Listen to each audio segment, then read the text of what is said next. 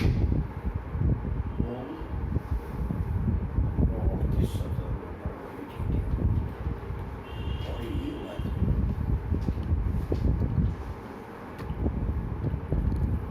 बड़ी बात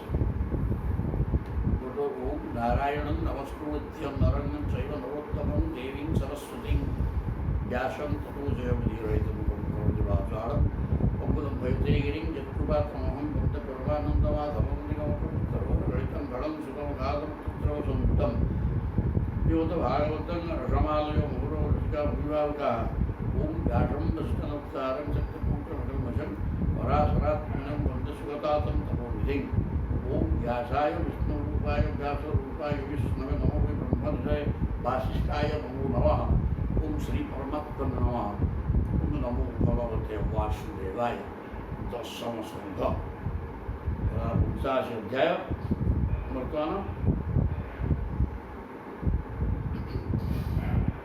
माँ देवकी कृष्ण बलराम दिजण कहले जे तुम्हें मरी जा गुरुपुत्र जम निकटू आणिक फेर से गुरु दक्षिणा मागिले तुम्हें दे सारी है तेज मोर 6टा पिला बर्तमान कंस मारी पकेला तेणु सी मो पाखे आसिक रुँ मुझे कथा चाहूनी कि मुझे देखी कौन कर तुम्हें कर तापर भगवान तीज आग कृष्ण भगवान गले बड़ी पाताल सुतल रही सी एवं समस्त ऐश्वर्य भोग कर इंद्र भाया इंद्र को अधिका संपत्ति सेठी जावापर बड़ी बर्तमान प्रभु पूजा कले सत्कार कले पाद नहीं छाती बारिक आलिंगन कर मुंडे थोड़ी सब कर पूरा प्रेम कंठ गदगद आखिर लोह बही जाऊँगी शरीर रोमांचित हो सात्विक भाव सृष्टि बड़ी कहे आज जी कहे सतला बड़ी कौन कौन देखा बड़ी ही उवाच नमो अनंताय बृहते नम कृष्णाय वेधसे साख्य योग विधानाय ब्रह्मणे परमात्मने कि नहीं प्रभु गोटे विशेषण दिखाई ये प्रकार आपणकर स्वरूप आपको नमस्कार जमीका नम अनंत बृहते आपने अनंत आपणकर अंत नहीं असीम अनंत एवं बृहते सब बड़ आपण सर्वव्यापक सर्वत्र अଛନ୍ତି ଆପଣ ତେଣୁ ଆଉ ଜଣେ ସେମିତି କିଏ ନାହିଁ अनंत बृहते नमः नमः अनंताय बृहते नमः आपण बृहत सर्वबृहत आपको नमस्कार कृष्णाय वेधसे आपण कृष्ण कृष्ण बोले कर्षति कृष्ण समस्त आप शरीरटा भी ब्रह्म पदार्थ ना शरीरटा ही ब्रह्म पदार्थ बा आनंद स्वरूप से शरीरटार भी आनंद अच्छी तेणु जी देखिए से आनंद हम आकर्षणीय रूप तेणु यही प्रकार रूप ये प्रकार वेद से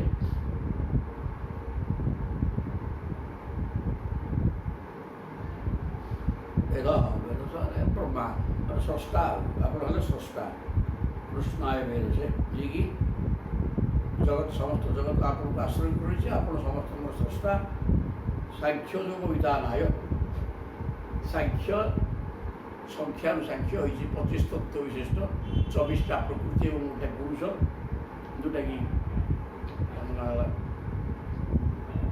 कर्दम कर्दम और देवभूति कर्दम सांख्य योग करते कर्दम कपिल कर्दम पुत्र कपिल भगवान सांख्य योगर प्रणेता जो स्रष्टा गोटे ग्रंथ नाला सी सांख्य दर्शन स्रष्टा सी कपिल भगवान तेणु सांख्य योग विधानाय सांख्य योग आप ही विस्तार करते नुआकी सृष्टि करते सांख्य दर्शन गोटे स्वतंत्र ग्रंथ ब्रह्मणे परमात्मने आप ही ବ୍ରହ୍ମ ପଦାର୍ଥ ବ୍ରହ୍ମ ତ କହିଲ ପୁଣି ପରମାତ୍ମା କହିଲେ ଦୁଇଟା କ'ଣ ଏକ ନା ଅଲଗା ନା ଦୁଇଟା ଅଲଗା। ବ୍ରହ୍ମ ବୋଇଲେ ଏକ ବ୍ରହ୍ମ, ପରମାତ୍ମା କହିଲେ ପୁଣି ଦୁଇ ହେଇଗଲେ। ଏକ ବ୍ରହ୍ମ ଥିଲେ ପୁଣି ସେ ବ୍ରହ୍ମ ବି ସିଏ, ପରମାତ୍ମା ବି ସିଏ। କାହିଁକିନା ବ୍ରହ୍ମ ଦୁଇ ଭାଗ କଲେ ପରମାତ୍ମା ଏବଂ ଯୋଗମାୟା ପ୍ରକୃତି ପୁରୁଷ ଯାହା କୁହାଯାଉ, ତେଣୁ ପରମାତ୍ମା ବି ସିଏ। ତାପରେ ତେଣୁ ଆପଣଙ୍କୁ ନମସ୍କାର। ଦର୍ଶନମ୍ ବାହ୍ୟଭୂତାନାଂ ଦୁଷ୍ପ୍ରାପମ୍ ଚାପ୍ୟଦୁର୍ଲଭଂ ରଜସ୍ତମ ସ୍ୱଭାବାନାଂ ଜନ୍ମଃ ପ୍ରାପ୍ତౌ ଯଦୁଚ୍ଛୟା ଦର୍ଶନମ୍। ଦର୍ଶନମ୍ ବାହ୍ୟଭୂତାନାଂ, ବାଘ ମାନେ ଦ୍ୱିବଚନ, ଏଇଟା ତୁମେ ଦୁହେଁ ଯେ କୃଷ୍ଣ ବଳରାମ ଉଭୟ ଯାଇଛନ୍ତି ତ ଆପଣ ଦୁହିଁଙ୍କର ଦର୍ଶନ ହେଉଛି ଭୂତମାନଙ୍କର ଦୁଷ୍ପ୍ରାପ। ସାଧାରଣ କେହି ଦେଖିପାରିଛନ୍ତି ନାହିଁ ଆପଣଙ୍କୁ, କିଏ ଦେଖିବ? ସାଧକ, ଯାହାର ସାଧନା ଅଛି, ଯିଏ ଦେଖିବାକୁ ଚାହିଁବ ସେ ଦେଖିବା। ଜଗତ ଆପଣ ଚାହୁଁଛନ୍ତି କି ଦେଖିବାକୁ, ତାଙ୍କୁ ଦେଖାଦେବେ କାହିଁକି? ତେଣୁ ସାଧକମାନଙ୍କ ପାଇଁ ବି ଦୁଷ୍ପ୍ରାପ, ଆଉ ସାଧାରଣ ଲୋକ ତା ଛାଡ଼ିଦିଅ। ତେଣୁ ଆପଣ ପ୍ରତ୍ୟେକ ପ୍ରାଣୀକି ଦେଖାଦେବା ସମ୍ଭବପର ନୁହେଁ ଏବଂ ଦୁଷ୍ପ୍ରାପ ଏବଂ ଦୁର୍ଲଭ ମାନେ ପାଇବା ଯୋଗ୍ୟ। ଦୁଷ୍ପ୍ରାପ କହିବାର ଅର୍ଥ ଆପଣ ମିଳିପାରିବେ କିନ୍ତୁ କଷ୍ଟ ଲେଖିବ, ଏହା କଥା। ଦୁଷ୍ପ୍ରାପ କହିବାର ତାତ୍ପର୍ଯ୍ୟ ପ୍ରାପ୍ତ ହୋଇପାରିବାର ଅଛି, ଆପଣ ମିଳିଯିବେ କିନ୍ତୁ ଟିକେ କଷ୍ଟ କରିବାକୁ ହେବ। ଏହା ହେଲା ଦୁଷ୍ପ୍ରାପମ୍ ଚାପି ଦୁର୍ଲଭମ୍। ଦୁଷ୍ପ୍ରାପଟା ମାନେ ପାଇବା କଥା ତା ଭିତରେ ଅଛି, କିନ୍ତୁ ଦୁର୍ଲଭ ମାନେ ସହଜରେ ସହଜରେ ଲାଭ କରି ହୁଏନି, କଷ୍ଟକର, ବହୁତ ଅସାଧ୍ୟ ସାଧନ ସେ। ପୁଣି ରଜସ୍ତମ ସ୍ୱଭାବାନାଂ ଜନ୍ମ ପ୍ରାପ୍ତ ଯଦୁଚ୍ଛୟା। ଆଉ ଆମେ ହେଲୁ ରାକ୍ଷସ, ରାକ୍ଷସମାନଙ୍କର ସତ୍ୟ ଗୁଣର ପ୍ରଶ୍ନ ନାହିଁ। ଆମେ ରଜ ଏବଂ ତମ ଗୁଣରେ ଗଢ଼ା ରାକ୍ଷସ ଜାତି, ଆମେ ଆପଣଙ୍କୁ ପାଇବାର ପ୍ରଶ୍ନ ନାହିଁ, କିନ୍ତୁ ଆମେ ଚାହୁଁନୁ ଆପଣ ମୋ ପାଖେ ପହଞ୍ଚାଇବେ। ଏଇଟା ଯେଉଁ ବଳି କହିଲେ ସିଏ କ'ଣ ରାକ୍ଷସ ତମ ରଜ ତମ ପାଠ, ସିଏ ଭଗବାନଙ୍କର ଶ୍ରେଷ୍ଠ ଭକ୍ତ ହେଇସାରିଛନ୍ତି।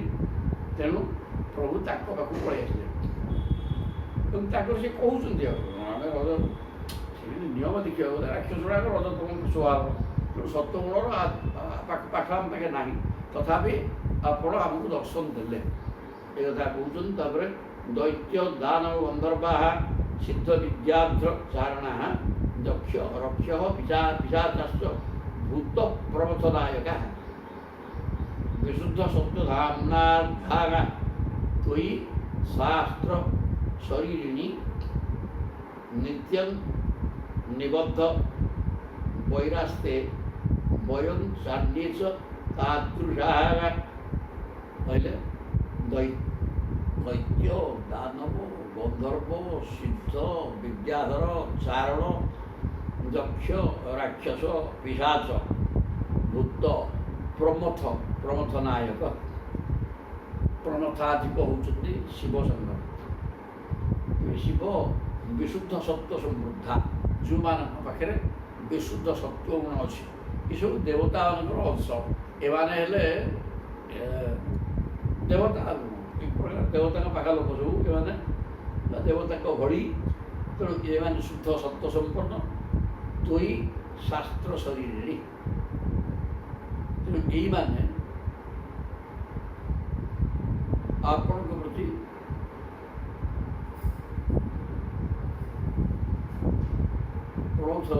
ପ୍ରମଥନାୟକ ମାନେ ପ୍ରେମର ସହିତ ଆପଣଙ୍କୁ ଭଜିବା ତ ଦୂରର କଥା, ବରଂ ଆମେ ସବୁ ଆପଣଙ୍କ ପ୍ରତି ମୋର ଶତ୍ରୁତା କରୁ। ଏଇଗୁଡ଼ାକ ଦେବତା ରାକ୍ଷସ ଦୈତ୍ୟ ଦାନବ ରହିଛନ୍ତି, ଆଉ ଗନ୍ଧର୍ବ ସିଦ୍ଧ, ସେମାନେ ଆପଣଙ୍କୁ ଭଜନ କରନ୍ତି ନାହିଁ, ଓଲଟା କଥା କହୁଛନ୍ତି। ଆଉ ଭୂତ ପ୍ରେତ ପିଶାଚ ଯକ୍ଷ ରାକ୍ଷସ ଏଇଟା କାହିଁ ରାକ୍ଷସ ଭଗବାନ କାହିଁ ଚିନ୍ତା କରିବେ?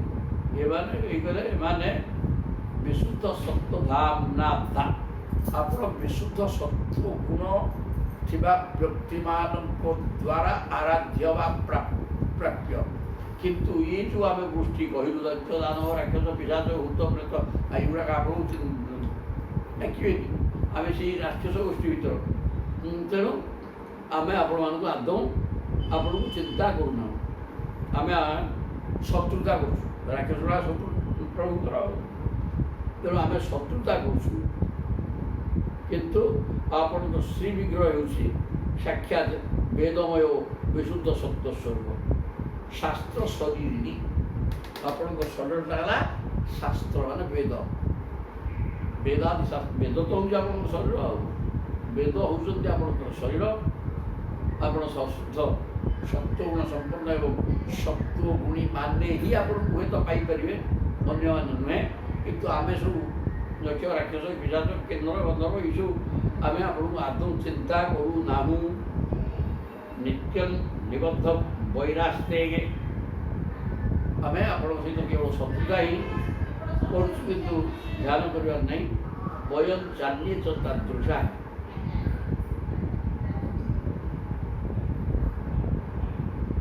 କେତେକ ଭକ୍ତିରେ ପୁଣି, ତେଣୁ ଆମମାନଙ୍କ ମଧ୍ୟରୁ ବହୁ ଲୋକ ଦୃଢ଼ ବୈର ଭାବରେ କେତେକ ଭକ୍ତିରେ ପୁଣି କେତେକ କାମନା ରଖି ଆପଣଙ୍କୁ ସ୍ମରଣ କରି ଆପଣଙ୍କୁ ପାଇଯାଇଛନ୍ତି।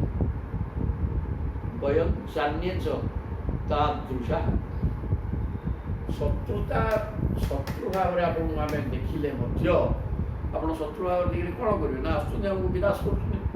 ତେଣୁ ବିନାଶ କରିବା ଫଳରେ ଆପଣଙ୍କୁ ଦେଖିକିରି ଆମେ ମରୁଛୁ, ଆମେ ମୁକ୍ତି ହେଇଯାଉଛୁ ମଧ୍ୟ, କୌଣସି ଅସୁବିଧା ହେଉନି। ଏ କଥା ବଢ଼ି କହୁଛନ୍ତି। କେଚନ ବଦ୍ଧ ବୈରାଣ ଭକ୍ତ୍ୟା କେଚନ କାମତଃ ନ ତଥା ସତ୍ୟ ସନ୍ନର୍ଦ୍ଧାଗା ସନ୍ନିକୃଷ୍ଟାଗା ସୁରାଦୟ।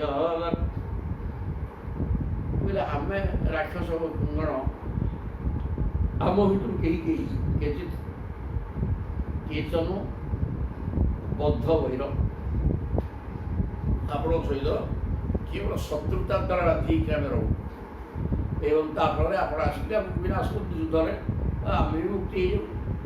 କେତେ କରି ଭକ୍ତିରେ କିଏ ପ୍ରହ୍ଲାଦ ବଳି ମଧ୍ୟ ପ୍ରହ୍ଲାଦଙ୍କର ନାତି ଆଉ କ'ଣ, ତେଣୁ ଆମେ ସବୁ ମଧ୍ୟ ଭକ୍ତିଭାବ ଦ୍ୱାରା ଆପଣଙ୍କୁ ବାନ୍ଧିପାରିଛୁ।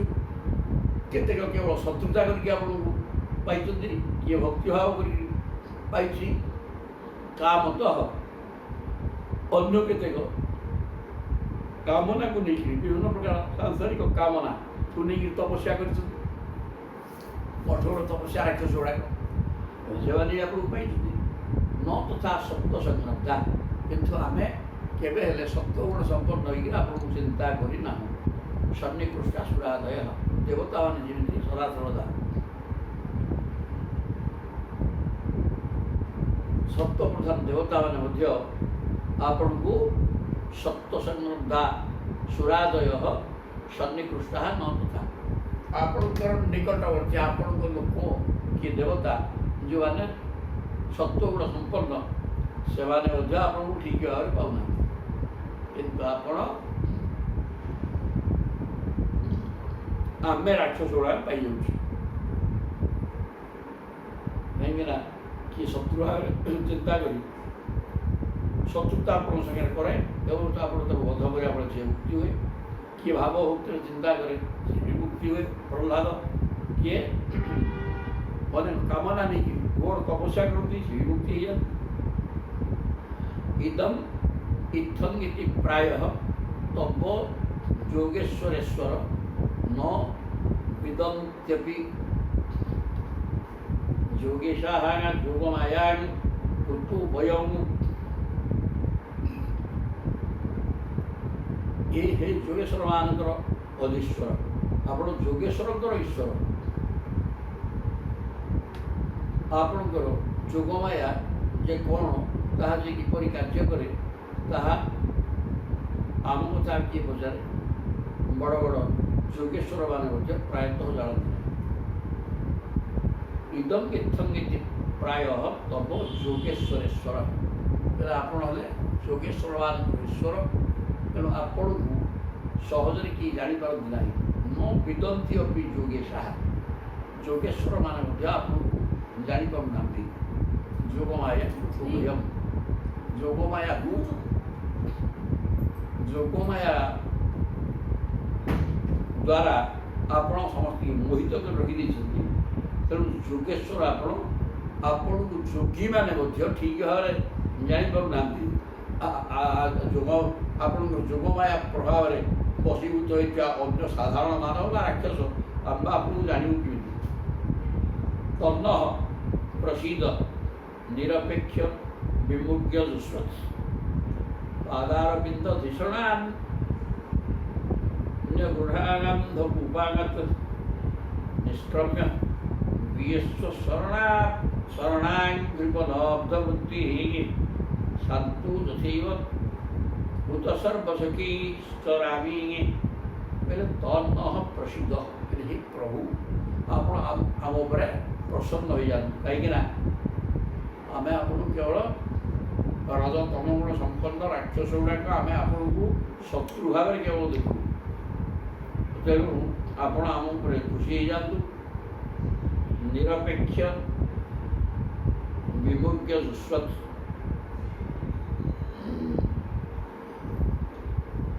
ହେ ପ୍ରଭୁ କାହାର ସାହାଯ୍ୟ ପାଇଁ ଅପେକ୍ଷା କରୁଥିବା ପରମହଂସମାନେ ଯେଉଁ ପାଦପଦ୍ମରେ ଆଶ୍ରୟ ଲୋଡ଼ନ୍ତି ମୋର ଚିତ୍ତବୃତ୍ତି ସେଇଥିରେ ଲାଗିଯାଉ। ନିରପେକ୍ଷ ବିମୁଗ୍ୟ ଦୁଷ୍ପତି କାହାକୁ ଅପେକ୍ଷା ନ ରଖି କି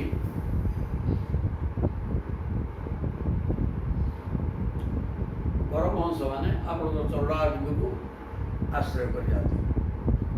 କାହା କଥା ଶୁଣନ୍ତିନି, କାହାକୁ ଅପେକ୍ଷା ନ ରଖିକିରି ପରମହଂସମାନେ ଆପଣଙ୍କ ଚରଣାରବିନ୍ଦରେ ମନ ଦେଇଥାନ୍ତି। ପାଦାରବିନ୍ଦ ଧିଷଣା ଧିଷଣାନି ଗୃହାନ୍ଧକୁପା ଗୃହ ସଂସାର ଭିତରେ ଗତି କରିବା ହେଲା ଅନ୍ଧକାର କୂପକୁ ଆଶ୍ରୟ କରିବା।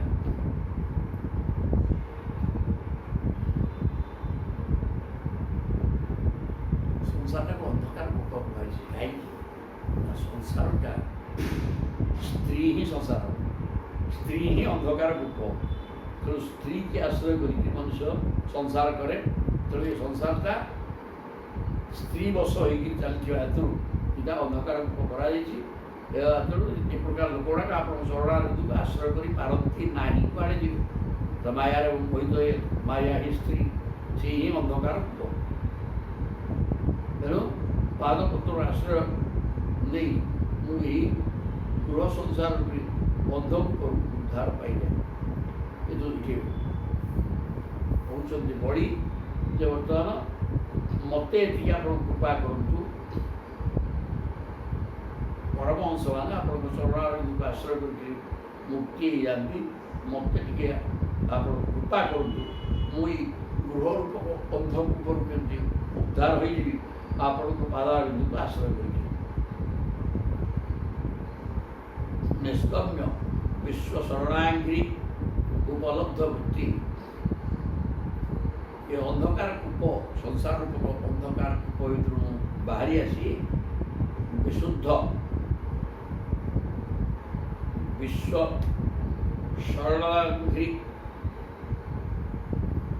ଉପଲବ୍ଧ ବୃତ୍ତି ଆପଣ ହେଲେ ଏକମାତ୍ର ଶରଣଦାତା। ତେଣୁ ବିଶ୍ୱ ଶରଣ ସମଗ୍ର ବିଶ୍ୱକୁ ବିଶ୍ୱ ଆପଣଙ୍କୁ ଆଶ୍ରୟ କରି ରହିଛି ଏବଂ ଆପଣଙ୍କର ଶରଣରେ ରହିଛି। ତେଣୁ ଯେଉଁ ଆଡ଼େ ଆପଣଙ୍କର ଶରଣାଗତ ତାକୁ ଆପଣ ଉଦ୍ଧାର କରିଦିଅନ୍ତି। ମୁଁ ବି ସଂସାର ଅନ୍ତକୁ ବାହାରି ସଂସାରକୁ ହଟେଇ ଆପଣଙ୍କୁ ଚିନ୍ତନ କରୁଛି, ମୋତେ ଉଦ୍ଧାର କରୁଛି। ଶାନ୍ତୁ ଯଥୈବ ଭୂତ ସର୍ବ ସଖୀ ସ୍ୱରାମି। ହେ ପ୍ରଭୁ ଜଗତର ଏକମାତ୍ର ଆଶ୍ରୟ ହୋଇଥିବା ଆପଣଙ୍କର ସେହି ଚରଣ କମଳର ଏପରି ଶରଣ ନେଇ ମୁଁ ଶାନ୍ତ ହୋଇଯିବି ଓ ଏକାକୀ ବିଚରଣ କରିବି। ଯଦି କେବେ କାହାର ସଙ୍ଗ ଲାଭ କରିବା ଆବଶ୍ୟକ ହୁଏ ତେବେ ସର୍ବଜନ ହିତାକାଂକ୍ଷୀ ସନ୍ଥଜନ କରି ଶବ୍ଦ ଲୋଡ଼ିବି। ସର୍ବସକ୍ଷମ ଚରାମି, ଯେଉଁମାନେ ସମସ୍ତଙ୍କର ସଖା ଯେଉଁମାନଙ୍କ ପାଖରେ ମୈତ୍ରୀ ଭାବ ରହିଛି ସେଭଳିଆ ସାଧୁ ସନ୍ତଙ୍କ ସଙ୍ଗ ମୋତେ ମିଳୁ, ନହେଲେ ଆଉ ସଂସାରର ବଦ୍ଧଜୀବ କୌଣସି ବ୍ୟକ୍ତି ସହିତ ମୋର ସମ୍ପର୍କ ନ ରହୁ, ମୋତେ ମୁକ୍ତିର ବାଟକୁ ନେଇଯାଅ ବୋଲି ପ୍ରଭୁ କହୁଛନ୍ତି। ଆପଣ ହିଁ ଜଗତ ଆଗର ଶରଣଦାତା, ମୁଁ ଆପଣଙ୍କ ଶରଣାଗତ, ମୋତେ ଆପଣଙ୍କ ଚରଣାର ଭିତରେ ଶରଣ ଦିଆଯାଉ, ନଚେତ୍ ସର୍ପ ସଖୀ ହିଁ ଚରା। ଆପଣଙ୍କର ଆପଣଙ୍କ ସହିତ ସମ୍ପର୍କ ଥିଲା ସାଧୁ ସନ୍ଥ ଉଚ୍ଚକୋଟୀର ଭକ୍ତ, ସେମାନଙ୍କ ସହିତ ମିଶିବାର ବ୍ୟବସ୍ଥା ମୋ ପାଇଁ କରୁ। ସାଧ୍ୟସ୍ମାନ୍ ନିଶ୍ଚିତ ବେଶ ନିଷ୍ପାପାନ ଗୁରୁନଃ ପ୍ରଭୁ ପୁମାନ୍ ଯତ୍ ଶ୍ରଦ୍ଧୟା ତିଷ୍ଠନ୍ ଚୋଦନାୟାଗା ବିମୁଚ୍ୟତେ। କହୁଛନ୍ତି ହେ ପ୍ରଭୁ, ସାଥି ଅସ୍ମାନ୍ ଇଷିତ ବେଶ, ହେ ପ୍ରଭୁ ଆପଣ ହେଉଛନ୍ତି ସମସ୍ତ ଚରାଚର ଜଗତର ନିୟନ୍ତା ସ୍ୱାମୀ। ଅସ୍ମାନ୍ ସାଥି ଇଷିତ ବେଶ, ଆମମାନଙ୍କୁ କ'ଣ କରିବାକୁ ହେବ ତାହା ଆଜ୍ଞା ଦେଇ ଆମକୁ ନିଷ୍ପାପ କରିଦିଅନ୍ତୁ। ସାଧି ଅସ୍ମାନ୍, ଆମମାନଙ୍କୁ କ'ଣ କରିବାକୁ ଆମେ ଜାଣିନୁ ମଧ୍ୟ, ଆମର ଏଠି କର୍ତ୍ତବ୍ୟ କ'ଣ ଆମକୁ ଜଣା ନାହିଁ, ତେଣୁ ଆମେ କ'ଣ କରିବା ଉଚିତ ତାହା ଆପଣ ଆମକୁ ଶିକ୍ଷା ଦେଇକରି ଆମକୁ ଶାସନ କରନ୍ତୁ ଏବଂ ଆପଣ ତାକୁ ଶିଖେଇ ଦିଅନ୍ତୁ। ନିଷ୍ପାପାନ ଗୁରୁନ ପ୍ରଭୁ, ଏବଂ ଆମକୁ ନିଷ୍ପାପ କରିଦିଅନ୍ତୁ। କ'ଣ କଲେ ଆମେ ପାପମୁକ୍ତ ହୋଇକରି ଆପଣଙ୍କୁ ପାଇବୁ ସେଇଟା ଆମକୁ ଜଣାନ୍ତୁ, ତେଣୁ ଆପଣ ସେ ବ୍ୟବସ୍ଥା ଆମକୁ କରିଦିଅନ୍ତୁ, ଯାହା କରିକିରି ଆମେ ନିଷ୍ପାପ ପାପମୁକ୍ତ ହେଇବୁ। ଆମେ ସେମାନଙ୍କୁ ଜାଣିନୁ ପ୍ରଭୁ, କ'ଣ କଲେ ଆମେ ପାପମୁକ୍ତ ହେଇକି ଆପଣଙ୍କୁ ପାଇବୁ ସେ ଆପଣଙ୍କୁ ଜଣା, ତେଣୁ ସେଇଟା ଆପଣ ଆମକୁ ସେ ଶିକ୍ଷା ଦେଇ ଶାସନ କରନ୍ତୁ ଏବଂ ଆମକୁ ଶାସନ କରିକି ସେ ଶିକ୍ଷା ଦିଅନ୍ତୁ, ଆମେ ଯେମିତି ମୁକ୍ତି ହଉ। ଏ କଥା କିଏ ବଳି କହିଲେ, ପୁମାନ୍ ଯତୃଚ୍ଛୟା ଅତିଷ୍ଠନ୍ ଶୋଦନାୟା ବିମୁଚ୍ୟତେ। କାରଣ ଯେ ଶ୍ରଦ୍ଧାର ସହିତ ଆପଣଙ୍କର ଆଜ୍ଞା ପାଳନ କରେ ସେ ବିଧି ନିଷେଧର ବନ୍ଧନ ମୁକ୍ତ ହୋଇଯାଏ। ପୁମାନ୍ ଯତ୍ ଶ୍ରଦ୍ଧୟା ଅତିଷ୍ଠନ୍, ଆପଣଙ୍କ ଚରଣାର ଭିତରେ ଶ୍ରଦ୍ଧା ରଖିବା ପୁରୁଷଟା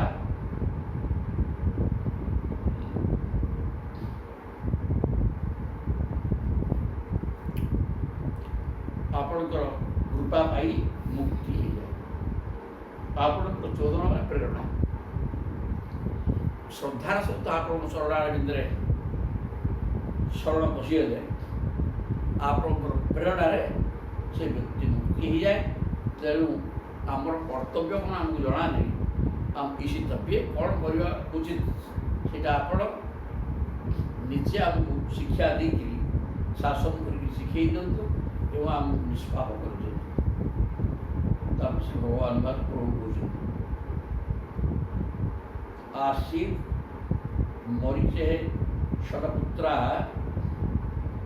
आसन मरीचे षट्पुत्रा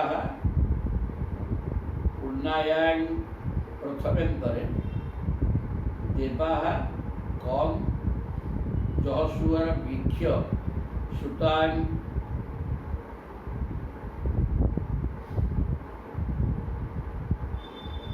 जभितुमुद्यतम्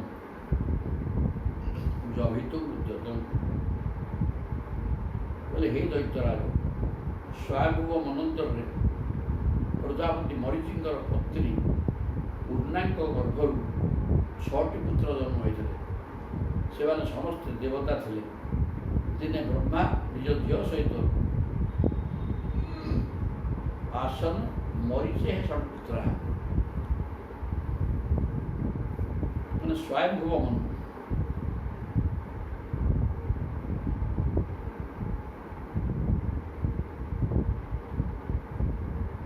ସ୍ୱୟଂଭୁବ ମନୁ ଥିଲେ ପ୍ରଥମ ମନୁ। ସେହି ସମୟରେ ମରିଚି ହେଉଛନ୍ତି ମାରସ ପୁତ୍ର ବ୍ରହ୍ମାଙ୍କର। ତାଙ୍କର 6ଟି ପୁଅ ଥିଲେ। ପୂର୍ଣ୍ଣା ହେଲେ ତାଙ୍କର ପତ୍ନୀ। ପ୍ରଥମ ମନ୍ୱନ୍ତର ସ୍ୱୟଂଭୁବ ମନ୍ୱନ୍ତର ମରିଚିଙ୍କର 6 ପୁଅ। ଦେବା ସେମାନେ ସମସ୍ତେ ଦେବତା। କମ୍ ଜହସୁରୁ ବିକ୍ଷ ସୁତା ଜଭିତୁମୁଦ୍ୟତ ସେମାନେ ସମସ୍ତେ ଦେବତା ଥିଲେ। ଦିନେ ବ୍ରହ୍ମା ନିଜ ଝିଅ ସହିତ ସମାଗମ କରିବାକୁ ଉଦ୍ୟତ ହେଉଥିଲା ବେଳେ ଦେଖି ସେମାନେ ହସିଲେ। ଜହସୁରୁ ବ୍ରହ୍ମା ନିଜର କନ୍ୟା ସହିତ ସଙ୍ଗମ କରିବା ଇଚ୍ଛା କଲାବେଳେ ଏମାନେ ଦେଖି ହସିଦେଲେ। ହସିକି ହେଲା କ'ଣ? ତେନ ଆସୁରୀ ଅଗନ ଯୋନି ଅଧୁନା ଅବଦ୍ୟକର୍ମଣା ହିରଣ୍ୟକଶିପୁ ଜାତା ନିତାସ୍ତେ ଯୋଗମାୟା। সেই ପରିହାସ ଅପରାଧରୁ ବ୍ରହ୍ମା ସେମାନଙ୍କୁ ଅଭିଶାପ ଦେଇଦେଲେ।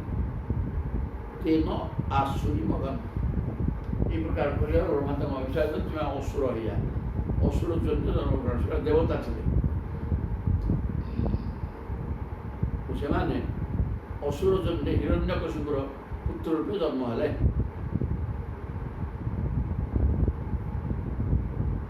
ହିରଣ୍ୟକଶିପୁ ହୋ ଜାତା।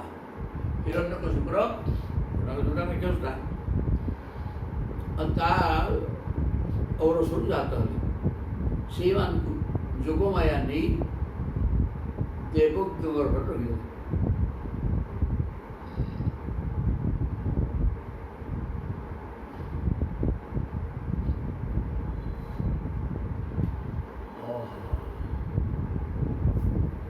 ମରିଚିଙ୍କର 6ଟା ପୁଅ। ମରିଚିଙ୍କ ପତ୍ନୀ ଉର୍ଣ୍ଣା ସେମାନେ ବ୍ରହ୍ମା ନିଜ କନ୍ୟା ସହିତ ସହବାସ କରିବାକୁ ଯିବା ସମୟରେ ହସିଦେଲେ। ହସିଦେବାରୁ ବ୍ରହ୍ମା ତାଙ୍କୁ ଦେଲେ ଅଭିଶାପ ଯେ ତୁମେ ରାକ୍ଷସ ଜନ୍ମ ଜନ୍ମ ହବ। ତେଣୁ ସିଏ ହିରଣ୍ୟକଶିପୁ ରାକ୍ଷସର ସନ୍ତାନ ହେଇକି ଜନ୍ମ ହେଲେ।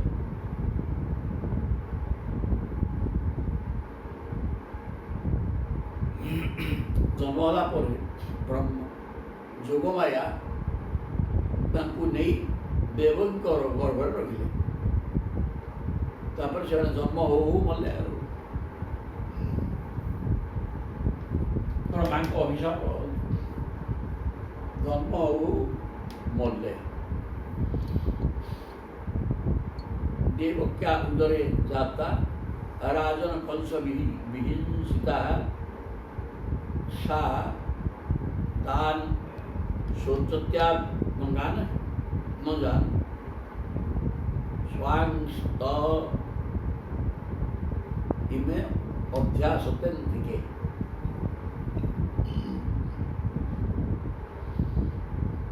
ସେହି ପୁତ୍ରମାନଙ୍କ ନିମନ୍ତେ ଅତ୍ୟନ୍ତ ଶୋକାତୁରା ହେଉଛି। ମୁଁ ସେଇ 6 ଜଣ ଦେବପୁତ୍ର ତୁମ ପାଖରେ ଅଛନ୍ତି। ତେଣୁ ବର୍ତ୍ତମାନ କହିଲେ ସେଇ 6 ଜଣ ପୁଅ ଦେବଙ୍କର 6ଟା ପୁଅକୁ ନେବା ପାଇଁ ଆମେ ଏକା ଆସିଛୁ। ସେ ପୁଅମାନେ ଆପଣଙ୍କ ପାଖରେ ତୁମ ପାଖରେ ଅଛନ୍ତି।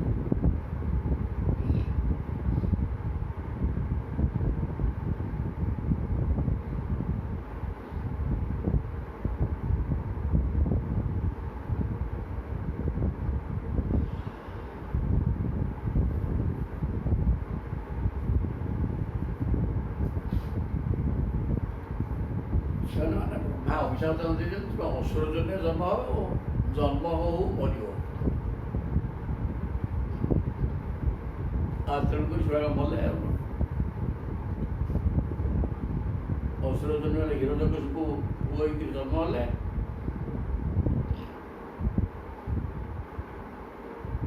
ଏବଂ ଯୋଗମାୟା ତାକୁ ନେଇକି ଦେବକୀଙ୍କ ଗର୍ଭରେ ରଖିଲେ। ସେ ଜନ୍ମ ହେଲା ତ କଷ ବାଡ଼େଇକି ମାଇଲା। এই প্রকার ସବୁ ହେଲା। यदि एतान् प्रणश्यामः मातृशोकापनुत्तये ततः शापात् विनिर्मुक्ताः लोकं चास्यन्ति ज्वराः। तेणुकरी ସେମାନେ ଆପଣଙ୍କ ପାଖରେ ଅଛନ୍ତି।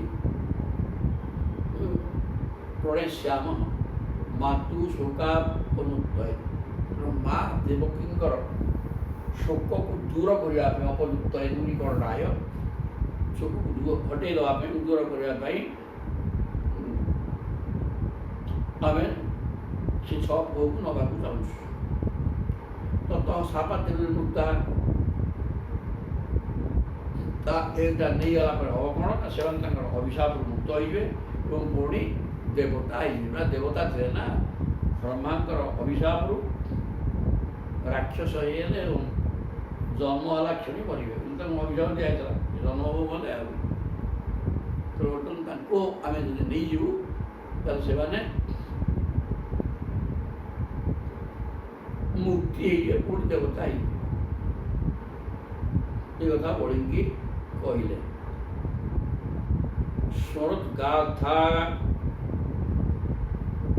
ସ୍ମରତ୍ ଗୀତା ପରିସଙ୍ଗ ପତଙ୍ଗ କ୍ଷୁଦ୍ରବୃତ ଘୂର୍ণি ଷଡ଼େମେ ମତ୍ ପ୍ରସାଦେନ ପୁନର୍ଯାସ୍ୟନ୍ତି ସଦ୍ଗତିଂ।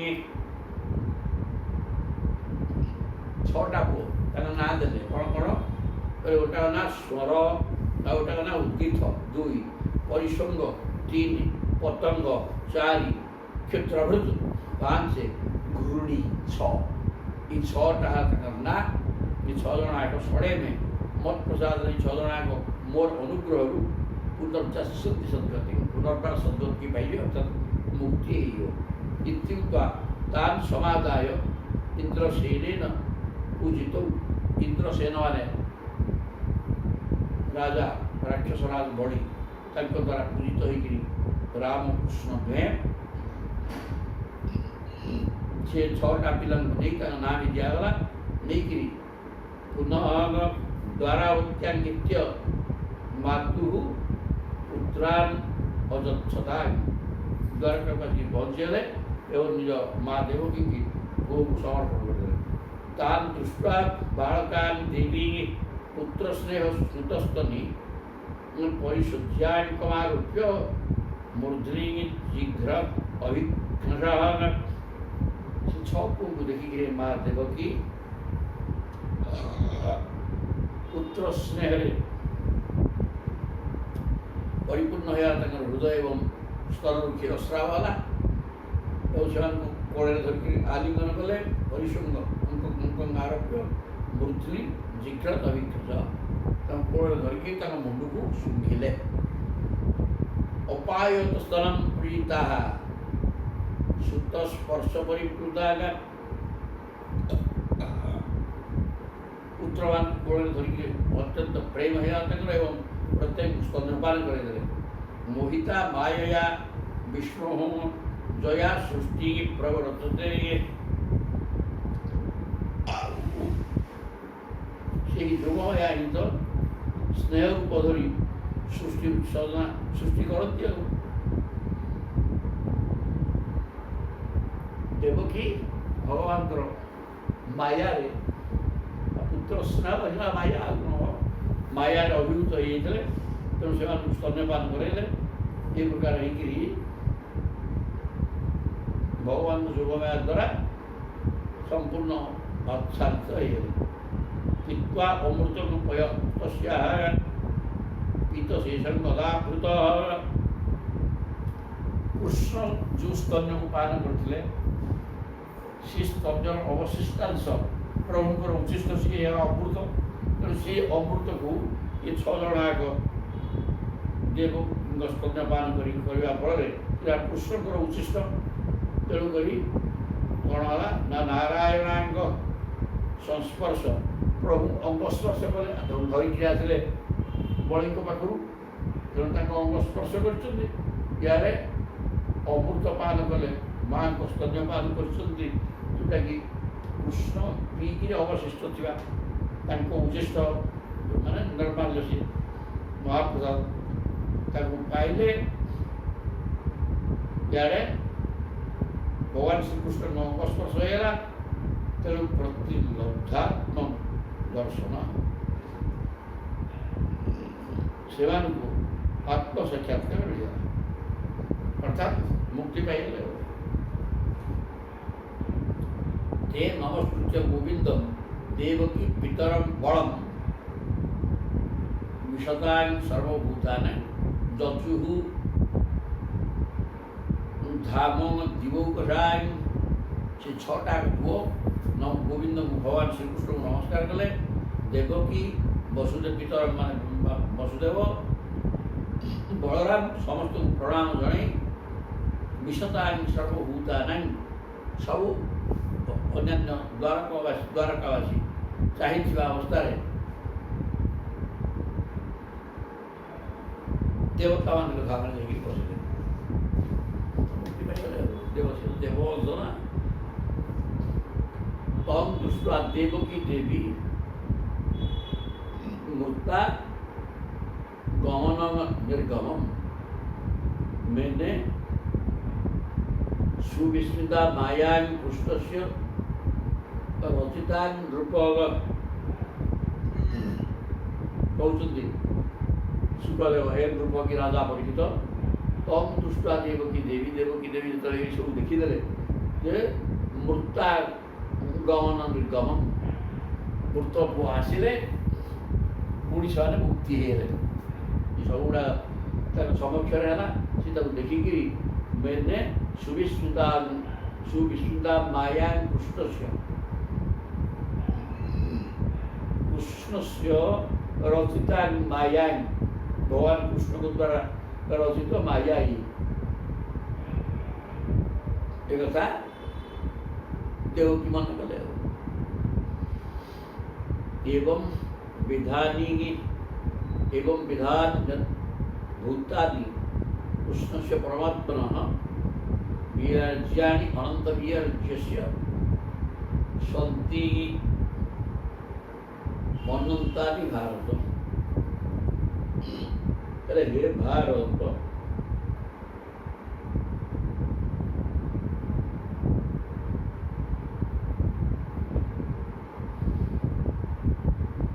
भारत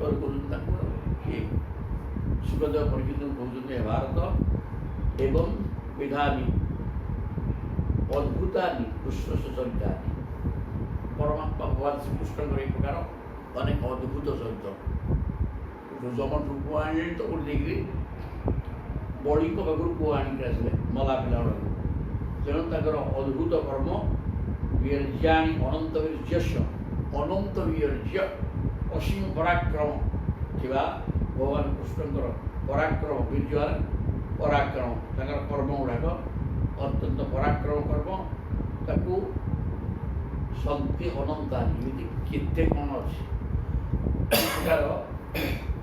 जम पाक पिला सहज कथा साधारण मनुष्य कर बड़ी पाक सुतल पिला सहज कथा तेणु गुड़ाक सब अद्भुत कर्म विचित्र कर्म एमती अनेक विचित्र कर्म स्रष्टा होती प्रभु सुत बात सुत कहते सौनक कहते मुनि जयदम अनुशृणोति श्रावयत बा मुरारे चरित अमृत कीर्ते वर्णित व्यासपुत्र जगतघ विदलम तत्भक्त सत्कर्णपुरम भगवती कृत चित्त जात तत्क्षेम धाम कौन कहले सुंदर का फलश्रुति सुत कहते सौनक कहते मुनि जयदम अनुश्रुति जो व्यक्ति यही चरित्रटा को शुणे कृष्ण को भगवान को आने से मुक्ति या कुछ ये सुने श्रावयत बा ताकू सुनाए ये सुनाए उभय मुरारे है चरितम अमृत कृत्य मुरारे चरितम वर्णितम व्यासपुत्री ବ୍ୟାସଙ୍କର ପୁତ୍ର ଶୁକଦେବଙ୍କ ମୁଖ ନିଃସୃତ ଏହି ଅଧ୍ୟାୟ ଯିଏ ଶୁଣେ ବା ଯିଏ ଶୁଣାଏ ଅମୃତମ ଭଗବାନଙ୍କର କୀର୍ତ୍ତି ଇଏ। ତେଣୁ ୟାକୁ ଯିଏ ଶୁଣେ ବା ଶୁଣାଏ ସେ କ'ଣ କରିବ ନା ଜଗଦଘ ବିଦଳ ତାର ଜାଗତିକ ଯେଉଁ ଅଘମାନ ପାପ ଥାଏ ସଂସାରରେ ଅନେକ ପାପ କର୍ମ କରୁଥିବା ସେହି ବ୍ୟକ୍ତି ତଦ୍ ଭକ୍ତ ସତ୍କର୍ଣ୍ଣପୁରମ୍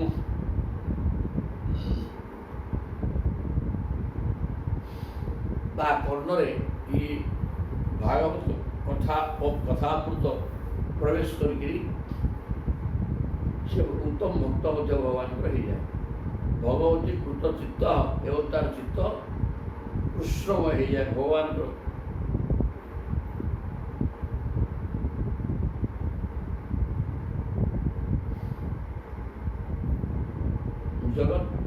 ଭଗବତୀ କୃତ ଚିତ୍ତ ତା ଚିତ୍ତ ଭଗବାନଙ୍କ ଚରଣାରେ ଲାଗିଯାଏ। ଯାହା ଚିତ୍ତ କ୍ଷେମ ଧାମ ଏବଂ ସେ ତାଙ୍କର ଧାମ ମାନେ କୁହନ୍ତୁ ବୈକୁଣ୍ଠ ଧାମ ପ୍ରାପ୍ତ ହୋଇଯାଏ। ମୋଟାମୋଟି କହିଲେ ଏଇ ଯେଉଁ ଅଧ୍ୟାୟ ଯେଉଁଟା ଏ ଅଧ୍ୟାୟରେ ବହୁତ କଥା ଅଛି। ଜ୍ଞାନ ଗୁଡ଼ାକ କହିଛନ୍ତି କି ବସୁଦେବ ଭଗବାନ କୃଷ୍ଣଙ୍କ ସ୍ୱରୂପ ବର୍ଣ୍ଣନା କରିଛନ୍ତି। ଭଗବାନ କୃଷ୍ଣ ବି ଅନେକ କଥା ଜ୍ଞାନ କଥା କହିଛନ୍ତି। ତାପରେ ଏଇ ମୃତ ପିଲା ଉଦ୍ଧାର ଏ କଥା ମଧ୍ୟ ଏଠାରେ ଅଛି। ଏ ସବୁ କଥା ଗୁଡ଼ାକ ଯିଏ ଶୁଣାଏ ଏବଂ ଶୁଣେ ଭଗବାନଙ୍କର ଅମୃତମୟ କଥା ବ୍ୟାସପୁତ୍ର ଶୁକଦେବଙ୍କ ମୁଖ ନିଃସୃତ ବାଣୀ ଭଗବାନଙ୍କର ଅମୃତମୟ କଥା ୟାକୁ ଯିଏ ଶୁଣାଏ ଶୁଣେ ସେ ଉଭୟ ଜଗଦଘ ଅଭିଦଳ ଜାଗତିକ ପାପ ତାଙ୍କର ନଷ୍ଟ ହୋଇଯାଏ ଏବଂ ସେ ପ୍ରଭୁଙ୍କର ଭକ୍ତ ହେଇଯାନ୍ତି ଏବଂ ତାଙ୍କର ଚିତ୍ତ କୃଷ୍ଣମୟ ହେଇଯାଏ। ତେଣୁ ସେ ବୈକୁଣ୍ଠ ଧାମକୁ ପ୍ରାପ୍ତ ହେଇଯାଏ। ଇତି ଶ୍ରୀ ଭାଗବତ ହୋଇଥାଏ 10 ବର୍ଷ ଉତ୍ତରାର୍ଦ୍ଧେ ମୃତାଗ୍ରଜନାୟନ ମୃତ ଅଗ୍ରଜମାନ କହିଲେ ନାମ 85ତମ ଅଧ୍ୟାୟ ଷଟ୍ଷଠି 86 ଅଧ୍ୟାୟ ହେଲେ ଏଥିରେ ସୁଭଦ୍ରା ହରଣ ଏବଂ ମିଥିଳାରେ ଏକାବେଳେ ରାଜା ବହୁଳାସ ବ୍ରାହ୍ମଣ ସୁତଦେବଙ୍କ ଗୃହରେ ଭଗବାନଙ୍କ କାମ ହେଇ ଆସିବ। ମିଥିଳାରେ ଦେଖିକି ପହଞ୍ଚିବେ ଦୁଇଟା ଜଣେ ରଜାକୁ ଜଣେ ବ୍ରାହ୍ମଣ ଦୁଇ ଜଣଙ୍କ ଭକ୍ତ ସେ ଉଭୟକୁ ସେ ଉଦ୍ଧାର କରିବେ କେମିତି କଥା ପଡ଼ିବ ଏବଂ ସୁଭଦ୍ରା ହରଣ ପଡ଼ିବ। ବଡ଼ ଅଧ୍ୟାୟ। ତେଣୁ ରାଜା ଆଉ ବାଚ ରାଜା ପରିଚିତ ବର୍ତ୍ତମାନ ପ୍ରଶ୍ନ କରୁଛନ୍ତି ବ୍ରହ୍ମନ୍ ବେଦିତୁମ୍ ଇଚ୍ଛାମହଂ स्वसारं रामकृष्णयोः यथोपजेमि विजयः जा मम आसीत् पितामही। ଏଠି ବର୍ତ୍ତମାନ କହୁଛନ୍ତି ରାଜା ପରିଚିତ ମୋର ପିତାମହୀ କିଏ ସେ ପିତାମହୀ କିଏ ସେ ସୁଭଦ୍ରା ସେ ହେଲେ ସୁସାରಂ ରାମକୃଷ୍ଣ ରାମ କୃଷ୍ଣ ଏ ଦୁଇଙ୍କର ଭଉଣୀ ମୋର ପିତାମହୀ ସୁଭଦ୍ରା କେମିତି ବିଜୟଙ୍କୁ ବିବାହ କଲେ। ବିଜୟ ହେଲେ ଅର୍ଜୁନ ଭଗବାନଙ୍କ ନାଁ ବିଜୟ ତାଙ୍କ ନାଁ ବି ବିଜୟ। ବିଜୟ ଯିଏ ଲୋକ ତାଙ୍କ ସହିତ ଯୁଦ୍ଧ କରିବ ସେ ହାରିବାକୁ ବାଧ୍ୟ ଅର୍ଜୁନଙ୍କର ଜୟ ହେବ। ଏହି ପ୍ରକାର ବିଜୟ ଅର୍ଜୁନଙ୍କୁ ମୋର ପିତାମହୀ ରାମକୃଷ୍ଣଙ୍କର ଭଉଣୀ ସୁଭଦ୍ରାଜୀ କେମିତି ବିବାହ କଲେ ସେ କଥା ମୋତେ କହିଦିଅ। ଏ କଥା ରାଜା ପରିଚିତ ପ୍ରଶ୍ନ କଲେ। ସୁକଦେବ କହୁଛନ୍ତି ଶ୍ରୀ ସୁକବାଚ ଅର୍ଜୁନ ତୀର୍ଥଯାତ୍ରାୟ ପର୍ଯ୍ୟଟନ ଅବନୀ ପ୍ରଭୁ ଗତ ପ୍ରଭାସନ ଅଶ୍ନତ ମାତୃୟାଂ ସଭାତ୍ମନ। ଅର୍ଜୁନ ତୀର୍ଥଯାତ୍ରାକୁ ଯାଇକିରି ପୃଥିବୀ ପର୍ଯ୍ୟଟନ କରୁଛନ୍ତି ତୀର୍ଥ ଭ୍ରମଣରେ ଯାଇକିରି କ'ଣ କଲେ ପ୍ରଭାସ ତୀର୍ଥରେ ପହଞ୍ଚିଗଲେ। ପ୍ରଭାସରେ ପହଞ୍ଚି ଯାଇକିରି ସେଠାରେ ସେ ତାଙ୍କ ମାମୁଁ ଝିଅ ଭଉଣୀ ମାମୁଁ ହେଉଛନ୍ତି କିଏ ବସୁଦେବ ତାଙ୍କ ଝିଅ ହେଉଛନ୍ତି ସୁଭଦ୍ରା। ତେଣୁ ତାଙ୍କର ମାମୁଁ ଝିଅ ଭଉଣୀ ସୁଭଦ୍ରାଙ୍କ ବିଷୟରେ ଶୁଣିବାକୁ ପାଇଲେ। से कौन शुणा कहले जे दुर्योधनाय राम हंतान दास्यति इति न चापरे बलराम होउछन्ति तो क्या कथा मानिबेनि दुर्योधन पाठ पढ़ाई गदा युद्ध आ सर्वश्रेष्ठ गदाधार गदाधर सी तेणु कहले बहुटा सहित व्यवहार करेगा दुर्योधन को दवापाई बलराम ठीक कर विवाह करेंगे एक कथा जो तीर्थ कर अर्जुन शुणिले प्रभास तीर्थ पहुँचते शुणिले तेणे तब लिप्सु स जति भूतवा कहला अरे दुर्योधन विवाह मु कहीं विवाह नही मोर सहित भगवान सहित मोर संपर्क भल एवं सुभद्रा विवाह संपर्क आहरी दृढ़ हो ये दुर्योधन भाई गोटे राक्षसटा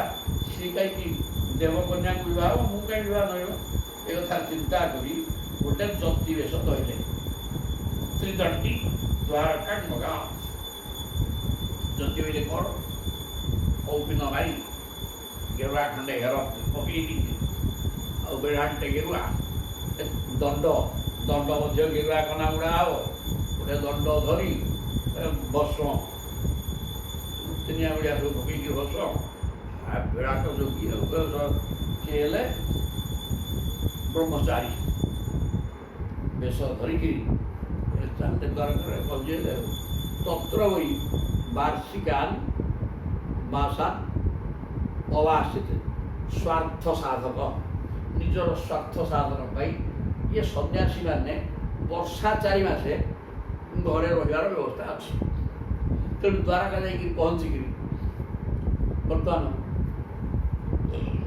द्वारका अधिपति कहले जे मु गोटे सन्यासीटा 4 मासे केमी रही वर्षा 4 मास आपण साहाଯ୍य नहीं रही तेणु पौरी सभाजित अभिक्षरम रामेण अजानता सह पूर्ववासी बलराम बहु सम्मान देले कहीं चिन्ह पारे ना आ बलराम को सी पीसी पुओ भाई कितु वेशभूषा बदल अर्जुन बोलते किए जापारे तब किए जापारे बलराम भी चिन्ह पारे रही घरे एकदा गृह मानीय आतिथ्येन निमंत्र्य तम श्रद्धया उपहृतम भैक्ष्यम बड़ेन बुभुजे खिल दिनकर कथा बलराम जी कौन कले से जो सन्यासी अर्जुन होती सन्यासी वेश डाक आम घर आप पाद पड़ू आज भोजनटा आम घर हो कहला हाँ हो आड़िक आतिथ्यन निमंत्रण देकर अतिथि भाव गृह को आणले एवं श्रद्धया श्रद्धार सहित भैक्ष्यम भिक्षा तो भिक्षा देले सन्यासी भिक्षा दि जाए तुलसी भिक्षा खावा देले खावा व्यवस्था करेले बुभुजे क्रीड़ा तेणु सी कौन है सो अपश्यत तत्र महती कन्या वीर मनोहरा प्रत्युत भूलेक्षण तस्या भाव क्षुदम मनो दधे से जगह आखिर किए तो बुढ़ी ना से भौणी की दायित्व देले तुम्हें यहाँ खाଇବା व्यवस्था कर तेणु सुभद्रिका आसीगले सुभद्रा खाଇବା व्यवस्था जो गले उभयंकर देखा साक्षात अर्जुन अर्जुन तृतीय कृष्ण कहुए कहीं कृष्णकर रूप सहित रूपर सामंजस्य अच्छे एवं कृष्ण भी अजय ये भी अजय यही अनेक सामंजस्य द्वितीय कृष्ण कहुए तेणु या पाखे सौंदर्य था यौवन अवस्था सौंदर्य सुभद्रा देखिले देखिले देखा देखिकी या भाव सृष्टि है और कौन है सापी तम चकमे विक्षम सुभद्रा अर्जुन को देखी रूप देखी सी आकर्षित आकर्षिता हेले नारीणां हृदय हृदयंगम प्रभु को देखिले जमी कौन नारी प्रति आकृष्ट हो अर्जुन गोटा ठीक से तेणु सुभद्रा देखिले प्रति आकृष्ट हो हसंती पीड़िता पांगी तन्यस्त हृदय क्षणा हृदय क्षण दर्शन मात्र अर्जुन देखा क्षणी हृदयटा अर्जुन प्रति आकृष्ट होगा तेणु सी हस एवं लाज विषा बांक चाणी पकईद अर्जुन को तान परम समनुध्यायन अंतरंग प्रेक्षु अर्जुन न लेभे सन भ्रमत चित्त कामेन अतिबड़ीयसागा तान परम समनुध्यायन से प्रथम साक्षात्कार पर अर्जुन मन मध्य सुभद्रा प्रति एत आकृष्ट हो से केवल सुभद्रा को देखे गला बेले प्रेक्षु अर्जुन अनवर्त सुभद्रा आकर्षणीय रूप आखि आगे नाचला एवं सी न लेभे सब शांति रही पारे भ्रमत चित्त चित्त भ्रम जात है कामेन अति बड़ी यशा बलवत्तर काम भाव जागृत है एवं मन अथय है थय हो मन रही पारानी सुभद्रा पाइबे धरला मुंड महत्याग देवयात्रायां रथस्थां दुर्ग निर्गतां जहारा अनुगत पितृ कृष्ण से महारथा थे देवदर्शन करने निमंते सुभद्रा रथरे बसी महत्याग देवयात्रायां गोटे द्वारकापुर देवयात्रा द्वारका दुर्गर बाहर को आते यात्रा देखा से बेले महारथी अर्जुन देवकी वसुदेव श्रीकृष्ण अनुमति नहीं सुभद्रा को हरण कर नहीं गल माने समस्ते जाणी बलराम को इच्छा देवा दुर्योधन तेणु से अन्य भी कहार इच्छा न दुर्योधन को दवा दुष्टुटा नष्टुटा तेणु कहीं किए दवा कहे बलराम को प्रेम हो जाए भगवान किसी जानते अति प्रेम हो जाए दुष्ट नष्ट से कथा सी मोर उपयुक्त शिष्य सी नदास कि तेणु देवा अन्य कहार इच्छा नाला तेणु अर्जुन किए न चिन्ह पारे आ भगवान को कौन छपे उठी रू जानीदे अर्थात आज्ञा अर्जुन मन मध्य सुभद्रा उभयकर मन परस्पर आकृष्ट होती तेणु बलराम तेणु कृष्ण देवकी वसुदेव समस्ते गोटे कड़े बाहर को आते नगर बाहर को तीर्थयात्रा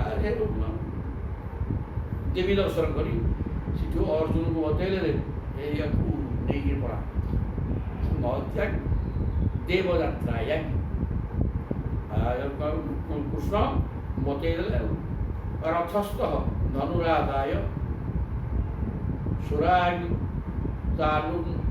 चारुंधको भटान विद्राव्य कृषकान स्वानान सौभागम मृगरा निव रथरे चढ़ी वीर अर्जुन धनु धरी सजाग होकर बसले भगवान प्राणटा चमत्कार अर्जुन यदि सारथी कि नहीं था बलराम बाड़ी मारि था प्रभु बतईदे तुम्हें सारथी हम तुम्हें रथी बस सुभद्रा सारथी तुमको झिंकी नहीं जीव तदनुसार प्राण अनुसार भगवान सुचिंतित बुद्धि ये है तदनुसार काम चलला प्रभु अर्जुन देकर बसिले रथी सुभद्रा सारथी रथ चालन कले कौन है विद्राव्य पुरुषोत्तान स्वानान आज अर्जुन धन धरिक बसिले किए युद्ध करूँ कि कहीं पार तेणु सी बर्तमान सिंह जमी पशु मान निजर अभिलस्त जीव को टेकी नहीं पड़े सीमती सुभद्रा को धरिकी चलले चलला है कौन ତତ୍ସୂତ୍ରାକ୍ଷିବିତଃ ରାମ କଲେ। ତେଣୁ ସବୁ ନେଇଗଲା କିଏ? ମୁଁ ରାମ ଅଛି କିଏ? ତେଣୁ କ୍ରୋଧ କଲେ କିଏ ନେଲା? କ୍ଷିବିତ ରାମ ପର୍ବଣୀବ ମହାର୍ଣ୍ଣବ। ସମୁଦ୍ର ପର୍ବ ମାନେ ପୂର୍ଣ୍ଣମୀରେ ବେଶୀ ଉଦ୍ବେଳିତ ହୁଏ, ପ୍ରଚୁର ଲହରୀ ଉଠିବ, ଢେଉ ଢେଉ ପ୍ରବଳ ହେବ। ତେଣୁ ଠିକ୍ ସେମିତି ତାଙ୍କ ମନ ଅତ୍ୟନ୍ତ ବିଚଳିତ ହେଲା, କ୍ଷୁବ୍ଧ ହେଲା। ସମୁଦ୍ର ଭଳିଆ ପୂର୍ଣ୍ଣମୀ ତିଥିର ସମୁଦ୍ର ଭଳିଆ ମନ କ୍ଷୁବ୍ଧ ହେଲା ବଳରାମଙ୍କର। ଗୃହୀତ ପାଦ କୃଷ୍ଣେନ ସୁହୃଦ ବିହି ସାମ୍ୟତା। ଭଗବାନ କୃଷ୍ଣ ତାଙ୍କ ପାଦ ଧରିକିରି କହିଲେ ଏଗୁଡ଼ାକ କାମ ଠିକ୍ ନୁହଁ। ବନ୍ଧୁବାନ୍ଧବ ତାଙ୍କର ଶ୍ରୀକୃଷ୍ଣ ଅନ୍ୟ ବନ୍ଧୁବାନ୍ଧବ ତାଙ୍କର ପାଦ ଧରି ତାଙ୍କୁ ବହୁତ ବୁଝାଇଲେ।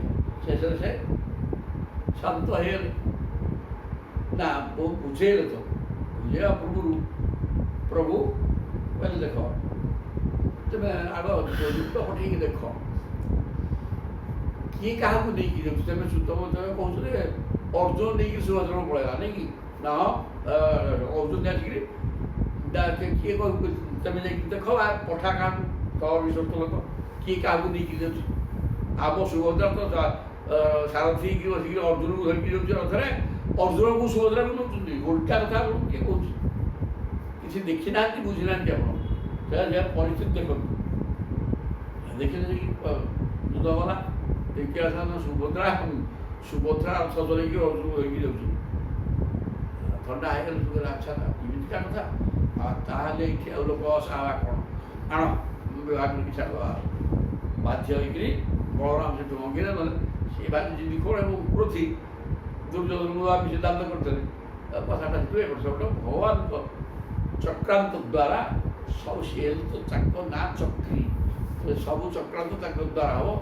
ତେଣୁ ସିଏ ସୁନ୍ଦର ବ୍ୟବସ୍ଥା କରିଦେଲେ ଏବଂ ସୁଭଦ୍ରାଙ୍କ ପିଲା ହିଁ ଶିବଂଶର ରକ୍ଷକ ହେଲା। ଆଉ କିଏ ରହିଲେ କି? କୃଷ୍ଣ ଅଂଶ ହେଇଥିବା ହେତୁରୁ, କୃଷ୍ଣଙ୍କର ସମ୍ପର୍କ ଥିବା ହେତୁରୁ ସେ ତାଙ୍କରି ପିଲା ହିଁ। ଗୋଟା ଦ୍ୱିତୀୟ ମରିଗଲା, ନାତିଟା ରହିଲା ଏବଂ ସିଏ ପରୀକ୍ଷିତ ସେ ସମାନ ରାଜା ହେଲେ। ତେଣୁ କହିଲେ ପ୍ରାହୀଣତ ପାରିବରହାଣୀ ବରବଧୂ ମୁଦା ବଳ। ତାପରେ ବଳରାମ ଶାନ୍ତ ହେଇଗଲେ। ଆଉ ଧୁମଧାମରେ ବିବାହ ଚାଲିଲା ଏବଂ ପ୍ରଚୁର ସମ୍ପତ୍ତି ଯୌତୁକ ହିସାବରେ ଦେଲେ। ମହାଧନୁ ପସ୍କରୀଭ ରଥାସ୍ୱ ନର ଯୋଷିତ, ଚାକରାଣୀ ଗୁଡ଼େ ଦେଲେ। ରଥ ଘୋଡ଼ା ହାତୀ ବେଶ ପୋଷାକ ଟଙ୍କା ପଇସା ପ୍ରଚୁର ସବୁ ତ ଚାଲିଲା। କନ୍ୟାଦାନ କଲେ, ତେଣୁ ତାଙ୍କୁ ଯାଇକିରି ପ୍ରଚୁର ସମ୍ପତ୍ତି ମଧ୍ୟ ଦାନ କଲେ। ସେ ଶୁକ ଉବାଚ, ଶୁକ କହୁଛନ୍ତି କୃଷ୍ଣସ୍ୟ ଆସୀତ୍ ଦ୍ୱିଜଶ୍ରେଷ୍ଠ ଶ୍ରୁତଦେବ ଇତି ଶ୍ରୁତ। କୃଷ୍ଣୈକ ଭକ୍ତ୍ୟା ପୂର୍ଣ୍ଣାର୍ଥ ଶାନ୍ତ କବି ଅଲମ୍ପଟ। ଆଉ ଗୋଟେ ନୂଆ ପ୍ରସଙ୍ଗ ଆସିଗଲା। ସୁଭଦ୍ରାଙ୍କ ପାଠ ଶେଷ ହେଇକି ଶୁକଦେବ କହୁଛନ୍ତି ହେ ପରୀକ୍ଷିତ ମହାରାଜ, କୃଷ୍ଣ ସେ ଆସୀତ୍ ଦ୍ୱିଜଶ୍ରେଷ୍ଠ। ଜଣେ କେଉଁଠି ମିଥିଳାରେ କୃଷ୍ଣଙ୍କର ଜଣେ ଶ୍ରେଷ୍ଠ ବ୍ରାହ୍ମଣ ଭକ୍ତ ଥିଲେ, ତାଙ୍କ ନାଁ ଶ୍ରୁତଦେବ। କୃଷ୍ଣୈକ ଭକ୍ତ୍ୟା ସେବା ତାଙ୍କର ଏକମାତ୍ର କୃଷ୍ଣ ସର୍ବସ୍ୱ ତାଙ୍କର ଚିତ୍ତ ଥିଲା। କୃଷ୍ଣଙ୍କ ପାଖେ ଚରଣାରବିନ୍ଦରେ ଭକ୍ତି ଥିଲା। ପୂର୍ଣ୍ଣାର୍ଥ ତାଙ୍କର କୌଣସି କାମନା ନଥିଲା, ତାଙ୍କର ମନ ସଦାବେଳେ ପରିପୂର୍ଣ୍ଣ, କୌଣସି କାମନା ତ ନାହିଁ। ଆଉ ପୂର୍ଣ୍ଣାର୍ଥ କାମନା ଶୂନ୍ୟ, ଶାନ୍ତ ସ୍ୱଭାବ, କବି ମାନେ ଜ୍ଞାନୀ, ଅଲମ୍ପଟ ଲମ୍ପଟ ବୁଦ୍ଧି ନୁହେଁ, ବୁଦ୍ଧି ପରିଷ୍କାର। କୁଟ କପଟ ଚନ୍ଦ ମାୟା ଲମ୍ପଟ ଶବ୍ଦର ଅର୍ଥ ମଧ୍ୟ ଏବେ ଗୋଟେ କିଏ କରିଛି 60ଟା ସ୍ତ୍ରୀକି ଆୟତ କରିସାରି 2-4 ବର୍ଷ ଭିତରେ। ତେଣୁ ସିଏ ସେଇଟା ନା ଲମ୍ପଟ। ଲମ୍ପଟ ଶବ୍ଦର ଅର୍ଥ ଏଇ ପ୍ରକାର ଗୁଣ ଯାହାର ଅଛି। ତେଣୁ ଏଠି ଏଇଟା ତାଙ୍କ ପାଖରେ ତ ଦରକାର ନଥିଲା, ତଥାପି ଏଠି ଲେଖିଛନ୍ତି ତ ପ୍ରଭୁ। ତେଣୁ ଲମ୍ପଟ ତାଙ୍କ ପାଖରେ ଲମ୍ପଟ ସ୍ୱଭାବ ନଥିଲା। ଜ୍ଞାନୀ ଶାନ୍ତ କାମନା ଶୂନ୍ୟ ଏହି ପ୍ରକାର ହେଇକିରି କୃଷ୍ଣ ଭକ୍ତି ଥିଲା। ଶ୍ରୁତଦେବ ଜଣେ ବ୍ରାହ୍ମଣ ମିଥିଳାରେ ଥିଲେ। ସେ ସ ଉବାସ ବିଦେହେଷୁ ମିଥିଳାୟାଂ ଗୃହାଶ୍ରମେ, ସେ ଗୃହସ୍ଥାଶ୍ରମ ଥିଲେ ଏବଂ ମିଥିଳାରେ ରହିଥିଲେ। ଅନିହୟା ଆଗତାହାର୍ଯ୍ୟ ନିର୍ବର୍ତ୍ତତ ନିଜ କ୍ରିୟା। କୌଣସି ପ୍ରକାର ଉଦ୍ୟମ କରୁନଥିଲେ, ଯାହା କିଛି ମିଳୁଥିଲା ସେଥିରେ ଜୀବିକା ନିର୍ବାହ କରୁଥିଲେ। ହଁ, ସେ ଏ ପ୍ରକାର ଥିଲେ ଯେ ନିଷ୍ପୃହ ଥିଲେ, ସୁଦାମା ଭଳିଆ ମିଳିଲେ ଖାଇଲେ ତ ଉପାସ ରହୁଥିଲେ। ମିଳିଲା ଭଗବାନଙ୍କ ସେବାରେ ଅନବରତ ତତ୍ପର ଥିଲେ। କୃଷ୍ଣଗତ ମାନସ ମନ କୃଷ୍ଣମୟ ହେଇକି ସଦାସର୍ବଦା ରହୁଥିଲା। ଜପ କରିବା, ଧ୍ୟାନ କରିବା, କୃଷ୍ଣ କଥା କହିବା, ଏଇଥିରେ ସମୟ ଅତିବାହିତ କରୁଥିଲେ। ସେ ଭିତରେ ଭିକ୍ଷା ବି କରୁନଥିଲେ। ଯଦି ଯଦୁଚ୍ଛୟା ଗୋଟେ ଆଣିକି କ'ଣ ଦେଲା, ଭଗବାନ ସମ୍ଭାଳି ପାରିବେନି ନା, ତାଙ୍କ ଭକ୍ତ ଉପାସରେ ରହିବ ନାହିଁ। ତେଣୁ ସିଏ କୁଆଡ଼ୁ ଆଣିକି କ'ଣ ଦେଲା, କ'ଣ ଗୋଟେ କହିଲେ ଖାଇଲେ, ନହେଲେ ପାଣି ପିଇକି ଶୋଇଲେ, ଏଇ ପ୍ରକାର ହେଇକିରି ତାଙ୍କର ଜୀବିକା ଚାଲିଥିଲା। ଆଉ ଦୁଇ ତିନିଟା ଦେଖି ତଥା ତଦ୍ରାଷ୍ଟ୍ର ପାଳଙ୍ଗ ବହୁଳାଶ୍ୱ ଇତି ଶ୍ରୁତ, ସେଇ ମିଥିଳାର ରଜା ହେଉଛନ୍ତି ବହୁଳାଶ୍ୱ। ମିଥିଳୁ ନିରହମ ମାନ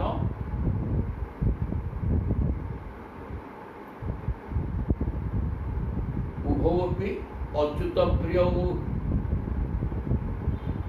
ଇଏ ମଧ୍ୟ ଅଚ୍ୟୁତ, ଇଏ ମଧ୍ୟ କୃଷ୍ଣ ଭକ୍ତ। ଇଏ ସେ ଜଣେ ରାଜା ଥିଲେ। ତଦ୍ ରାଷ୍ଟ୍ରପାଳ, ସେ ରାଜ୍ୟର ପାଳନକର୍ତ୍ତା, ମିଥିଳାର ପାଳନକର୍ତ୍ତା ସେତେବେଳେ ବହୁଳାଶ୍ୱ ଥିଲେ, ଯିଏକି ସିଏ ବି ସେମିତି କୃଷ୍ଣ ଭକ୍ତ ମିଥିଳେଶ। ନିରହମ ମାନ, ତାଙ୍କର ଅହଙ୍କାର ନଥିଲା, ମାନ ସମ୍ମାନ କିଛି। ସେ ରଜା ହେଇଥିଲା ମଧ୍ୟ ରଜା ପାଇଁ କିଛି ନାହିଁ ବ୍ୟବହାର, କୃଷ୍ଣ ଭକ୍ତ ଆଉ ତାଙ୍କର ସେମିତି କାହିଁ ଥାନ୍ତା। ତେଣୁ ଅତି ନିରୀହ ଶାନ୍ତ ଶିଷ୍ଟ ଭଦ୍ର ଏବଂ କୃଷ୍ଣ ଭକ୍ତ ରଜା। ରଜା ଜଣେ, ରଜାକୁ ପ୍ରଜା ଶ୍ରୁତଦେବ ତଥା ତୟୋ ପ୍ରସନ୍ନ ଭଗବାନ ଦାରୁକେଣ ଆହୁତମ ରଥମ ଆରୁହ୍ୟ ଶାକଂ ମୁନିଭିଃ ବିଦେହାନ୍ ପ୍ରଯଜୁ ପ୍ରଭୁ। ଏ ଦୁଇ ଜଣ ଯେତେବେଳେ ଭକ୍ତ, ପ୍ରଭୁ ଭକ୍ତର ଡାକ ସମ୍ଭାଳିକି ରହିପାରିବେ ନାହିଁ। ତେଣୁ ଦୁଇ ଜଣ ଆଗ ତ ଭକ୍ତ କହିଲେ ନାହିଁ ଆଉ ହେବନି। ଦାହୁକୁ ଡାକିଲେ, ଦାରୁକୁ ଡାକି କହିଲେ ବାପା ରଥ ସଜ କରି ଯିବା ମିଥିଳା। ଚାଲିଲେ ଆଉ ମୁନିଭିଃ, ଅନେକ ମୁନି ଋଷି ତାଙ୍କ ସାଙ୍ଗରେ ନେଇ ବିଦେହରେ ଯାଇକି ପହଞ୍ଚିଲେ। ବିଦେହ ମିଥିଳା ପହଞ୍ଚିଗଲେ। ନାରଦ, କିଏ ଋଷି ଯାଇଛନ୍ତି ନା ନାରଦ, ବାମଦେବ, ଅତ୍ରି, କୃଷ୍ଣ, ରାମ, କୃଷ୍ଣ ତ ନିଜେ ପ୍ରଭୁ, ରାମ ବଳରାମ ବି ଯାଇଛନ୍ତି, ଅସିତ, ଆରୁଣି, ଅହମ ମାନେ ଶୁକଦେବ। ଅହମ ମାନେ ଏଇଟା ଶୁକଦେବ କହୁଛନ୍ତି, ସେ ଶୁକ ବି ଯାଇଛନ୍ତି। ବୃହସ୍ପତି, କର୍ଣ୍ଣ, ମୈତ୍ରେୟ, ଚ୍ୟବନ, ଯେଉଁ ଜାଗାଟି କିଏ କାହାକୁ କମ ନୁହଁ, ଏ ସବୁ ସମସ୍ତେ ରହିଛନ୍ତି। ସମସ୍ତଙ୍କୁ ସାଙ୍ଗରେ ଧରି ବେଦବ୍ୟାସ ପରଶୁରାମ ବ୍ୟାସ ଭିତରେ ତତ୍ର ତତ୍ର ତମାୟାନ୍ତମ ପୌରାହା ଜନପଦାର୍ପ।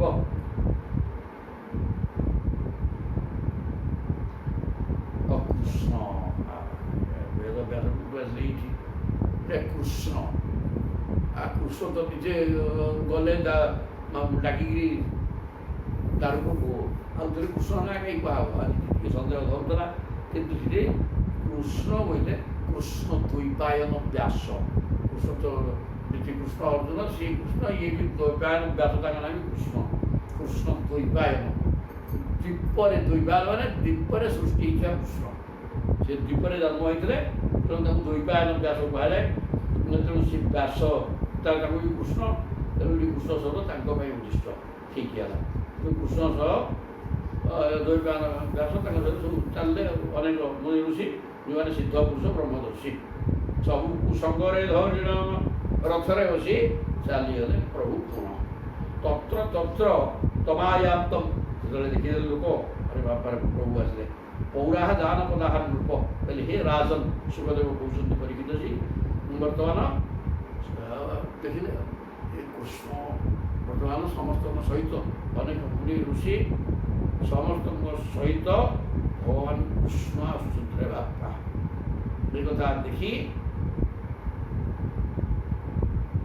କ'ଣ କଲେ ନା ଉପତସ୍ତୁ ସାହାଯ୍ୟ ହସ୍ତା, ସମସ୍ତେ ଅର୍ଘ୍ୟ ଆଣିକିରି ପାଦ ଧୌତ କରିବା, ବନ୍ଦାପନା କରିବା ଇତ୍ୟାଦି କାର୍ଯ୍ୟକ୍ରମ ଗ୍ରହୀକି ସୂର୍ଯ୍ୟ ବିଭୂତିତମ୍, ତାଙ୍କୁ ପୂଜା ଦ୍ରବ୍ୟ ସବୁ ଆଣି ସମସ୍ତ ଦ୍ୱାରକାବାସୀ କୁଆଡ଼େ ମିଥିଳାରେ ମଧ୍ୟ, ମିଥିଳାଟା ମଧ୍ୟ ଯେଉଁଠି ସେଠି ଧର୍ମ ଅଛି, ସବୁ ସତ୍ୱଗୁଣ ସମ୍ପନ୍ନ ଈଶ୍ୱର ଭକ୍ତ ପ୍ରଜାମାନେ ମଧ୍ୟ, ତେଣୁ ଯେତେବେଳେ ଭଗବାନଙ୍କୁ ଦେଖିଦେଲେ ସମସ୍ତେ ପୂଜା ଦ୍ରବ୍ୟ ଆଣି ତାଙ୍କୁ ସତ୍କାର କରିବାକୁ ପହଞ୍ଚିଗଲେ। ଗ୍ରହୀ ସୂର୍ଯ୍ୟ ବିଭୂତିତମ୍, ଗ୍ରହମାନଙ୍କ ଭିତରେ ସୂର୍ଯ୍ୟ ଯେମିତି ସବୁଠାରୁ ସର୍ବଶ୍ରେଷ୍ଠ ହେଲେ ସୂର୍ଯ୍ୟ, ତେଣୁ ଠିକ୍ ସେମିତି ସବୁ ମନୁଷ୍ୟମାନଙ୍କ ଭିତରେ କୃଷ୍ଣ ଦେଦୀପ୍ୟମାନ ହେଇକି ଶୋଭା ପାଉଛନ୍ତି, ସବୁ ଆସିକି ପହଞ୍ଚିଗଲେ। ପହଞ୍ଚିଲା ପରେ ହେଇଛି କ'ଣ, ଏତିକି ଯାଇକି କ୍ଷୀର କୃଷ୍ଣ ତ ପହଞ୍ଚିଗଲେ, ତାଙ୍କୁ ସତ୍କାର କଲେ, ତାପରେ କ'ଣ ହେବ ଦେଖିବେ।